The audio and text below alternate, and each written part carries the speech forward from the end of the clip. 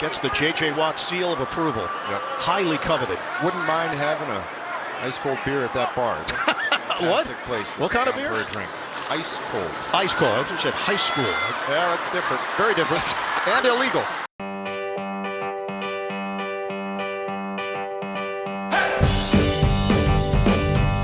Welcome to the silliest thing I saw this week. My name is Dave Piper, and I come to you bearing the silliest things I saw this week in the NFL. We are brought to you by Vuori, makers of the most comfortable clothing on the planet. I'll talk more about Vuori a little later on in the show. The NFL never stops surprising me, and I think that's what has me coming back week after week. And Week 18 gave me something that I have never seen before, and I can't imagine that I'll see it again in the near future. We got back-to-back fake punts, and when you hear that, you'd assume the first fake punt wasn't successful, but something else happened. But let me just show you what happened. The Colts are taking on the Texans and are faced here with a 4th and 5. Colts punter is going to chuck this ball to Mo Alley Cox and convert the first down, which is awesome. Fake punts are awesome. Then while CBS is showing the replays, J.J. Watt says this.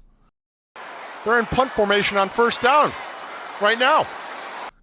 And the broadcast cuts back to the Colts running another fake punt. Now, what happened here is during the substitutions from the Texans, the Colts realized the Texans had 12 men on the field. So instead of switching out their offense, they just ran them up to the line and snapped the ball. This is some Bill Belichick 2011 stuff right here. This props to Shane Steichen for pulling this off and completely confusing me on a Sunday afternoon.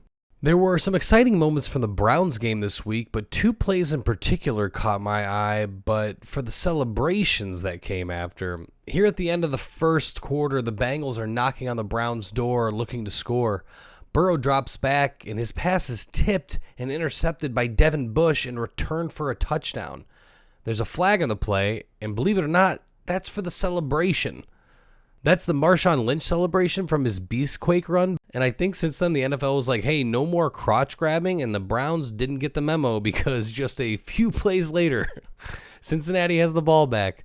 Joe Burrow is going to send this one to Noah Fant, who Noah can't hold on to the ball. Sam Webb picks up the fumble and runs it for a touchdown. And would you look at that? Same celebration. The Browns are just trolling the refs at this point, and I honestly couldn't have a bigger smile on my face. I miss Will Levis. You miss Will Levis. But every now and again, we'll get a little flash of Levis, and we got a great one this week.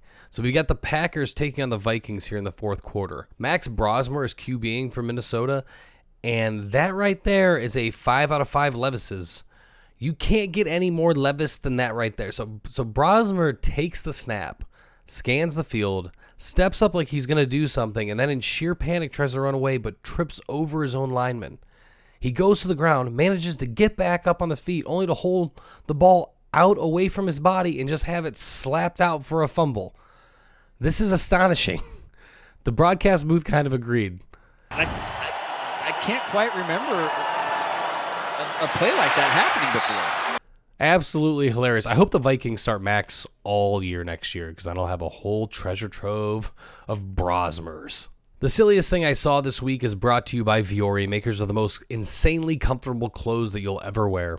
Head to vuori.com/Harris. You'll score 20% off your first order of ridiculously soft, everyday essentials. Whether you're posted up on the couch, knocking out errands, heading into work, going to the gym, Vuori is built for comfort, movement, all-day wearability. Now, you know I'm in love with the Ponto Performance joggers. I got 3 or 4 pairs of them at this point. They're crafted from their buttery smooth dream knit fabric. It's lightweight, breathable, moisture wicking. It's seriously, it's perfect for everything. I can't stop talking about the Coronado hoodie, which it just delivers this plush, broken in feel. That's so honestly, I've taken naps in the thing. No matter what you're doing, Vuori keeps you feeling relaxed, looking sharp, and moving comfortably. Again, that's vuori.com/Harris.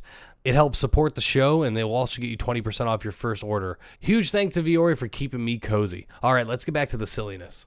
Did you guys happen to catch the ejection that happened in Indy? So here at the end of the third quarter, some guy that isn't Phillip Rivers takes the snap and rifles a pass to the back corner of the end zone where Alec Pierce tries to make the grab. Pierce gets up and argues for a flag and kind of bumps into the ref here. The ref throws a flag, but not for what Pierce was arguing for. This flag is for making contact with an official, which is an automatic ejection. Now, if we go through this frame by frame, you can kind of tell a story of what happened. Pierce walks to the ref and then turns his head at the same time as the ref taking a step forward, and the two kind of make contact. I think this is a pretty weak flag, if you ask me. On the replay, you can see Pierce does make like a decent amount of contact here, but I don't think there was any intention to make contact. So this isn't a flag I'd throw, but you can't touch an official. And if Pierce doesn't stand up and take 3 steps towards the official, then he would have never made contact. So while again, I don't think the flag was necessary, it is just. Pierce apologized to the official after the penalty and before he headed into the locker room, and this is what Alec had to say after the game. Obviously, you throw the flag. I don't know what the flag exactly, the name of it is, but something about contacting an official. I just wanted to let him know, like, wasn't trying to put hands on him or anything, So yeah, I think maybe this flag didn't need to be thrown. It's kind of a silly flag, but wanted to show you guys. And that is going to do it for me this year, guys. I want to thank Viore again for their support over the last 4 seasons. Head to viore.com/Harris for 20% off your first purchase. I wanted to show you guys this high five to the ref when Myles Garrett broke the sack record. So here it is. It made me laugh in the moment.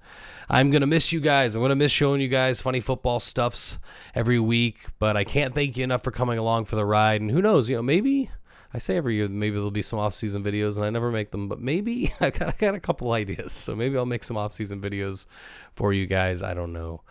Okay, you guys have a wonderful off-season, and stay frosty out there. Cheers. Thanks so much for watching. Please, please, please smash that like button, write a comment, tell us who else you'd like to see us review film on, and of course, best of all, please subscribe to our channel and then click that little bell above the subscribe button and you'll be notified whenever we post a new video.